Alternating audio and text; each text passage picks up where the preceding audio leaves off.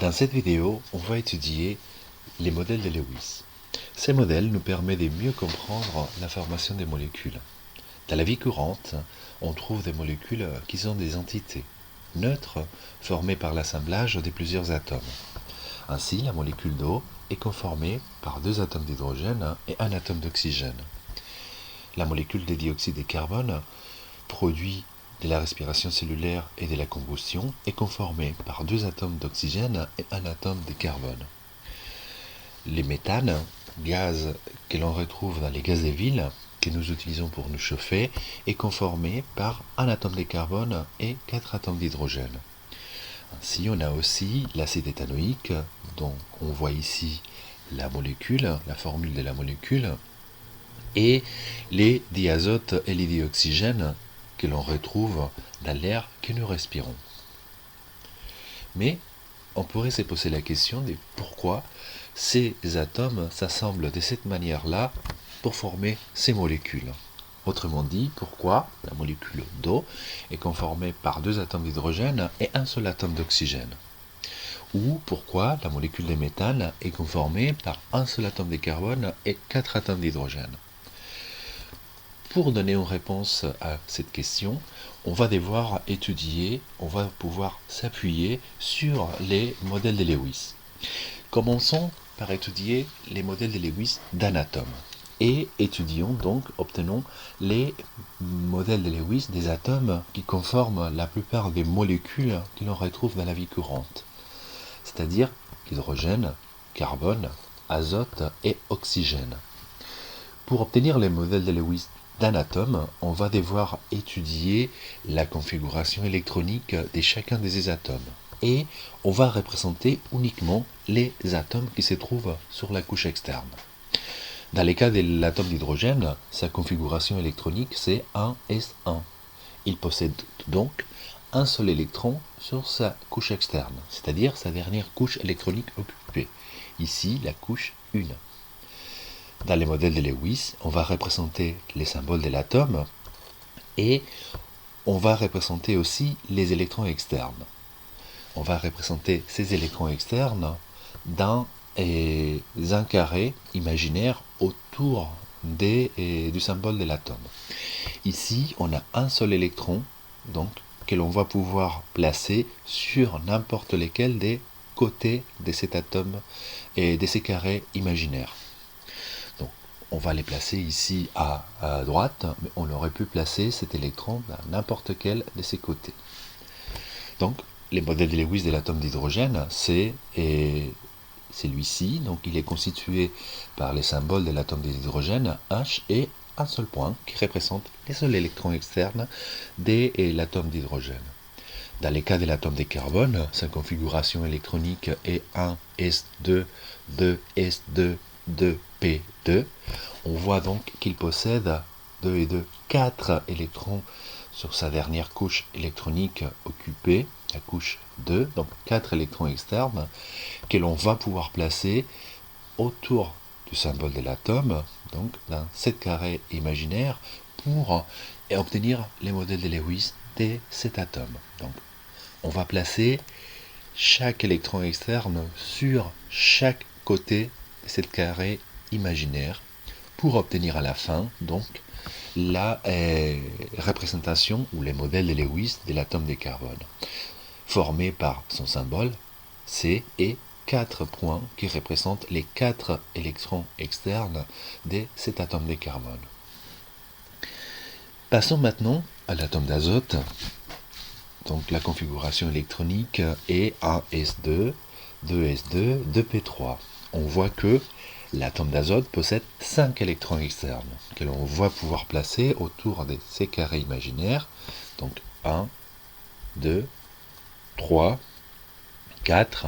Et on voit que les cinquièmes, on doit les placer à côté d'un électron déjà placé pour former ce qu'on appelle un doublet.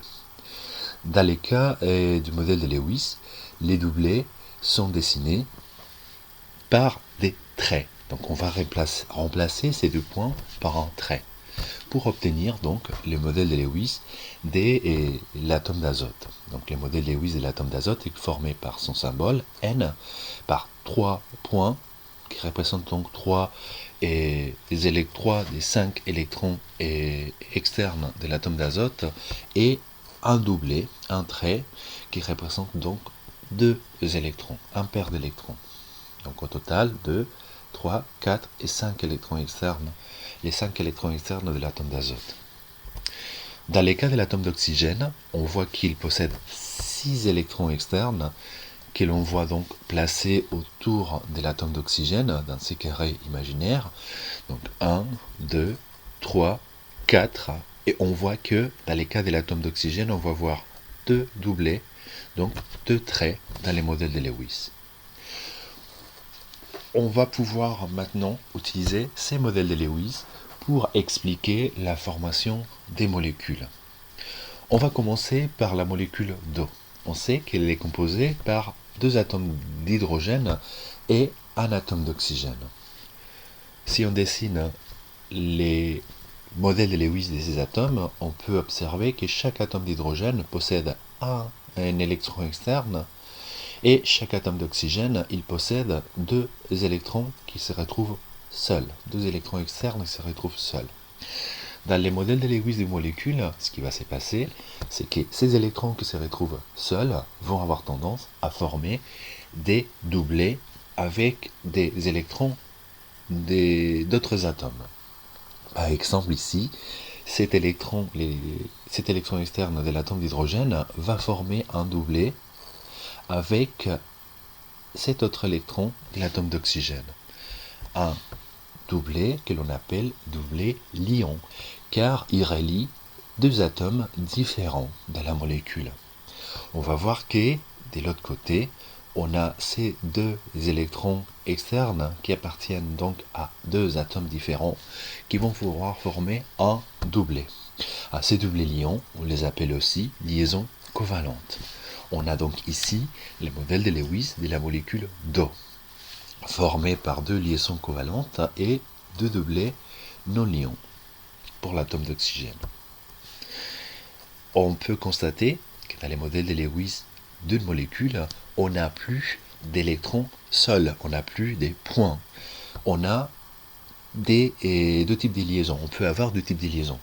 Des liaisons covalentes, ce sont des doublets lions, ou des doublets non-lions à l'intérieur d'un atome, comme c'est le cas ici pour l'atome d'oxygène. Voyons ce qui se passe pour la molécule des dioxydes de carbone, formée par un atome de carbone et 2 atomes d'oxygène. On parle des modèles de Lewis des atomes. Pour faciliter la construction du modèle de Lewis de la molécule, on a la possibilité de tourner de 45 degrés les électrons qui se trouvent autour de chaque atome, comme ceci. On observe donc que chaque atome d'oxygène possède 2 électrons externes qui peuvent former des liaisons avec des électrons des autres atomes. Et chaque atome de carbone possède 4 électrons externes seuls, qui peuvent former aussi des doublets liants. On peut observer clairement ici que chacun des électrons externes qui se trouvent seuls pour l'atome d'oxygène vont pouvoir former des doublets liants avec les électrons de l'atome de carbone. Donc un premier doublet, donc une double liaison, et une deuxième double liaison. Donc on observe que dans les cas de la molécule de dioxyde de carbone, cette molécule est conformée par 2 doubles liaisons. En réalité, ici on a 4 doublets liants, et on a pour chaque atome d'oxygène 2 doublets non liants. Finissons avec la molécule de méthane. On sait qu'elle est conformée par un atome de carbone et 4 atomes d'hydrogène. Donc, on part des modèles de Lewis des différents atomes. On observe que chaque atome d'hydrogène possède un électron externe qui va pouvoir former un doublet liant, c'est-à-dire une liaison covalente.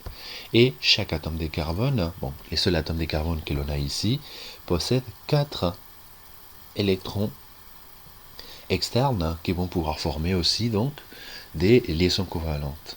On observe donc que ici, on va pouvoir former 1, 2, 3 et 4 doublés lions ou liaisons covalentes.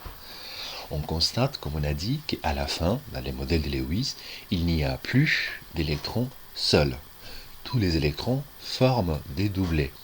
Donc ici, dans les cas de la molécule de méthane, on a 4 doublés lions ou 4 liaisons covalentes. Maintenant, c'est votre tour. À vous de trouver donc les modèles de Lewis de ces 3 molécules. De l'acide éthanoïque, que l'on retrouve dans les vinaigres, et les diazotes et les dioxygènes que l'on retrouve dans l'air. Bon courage!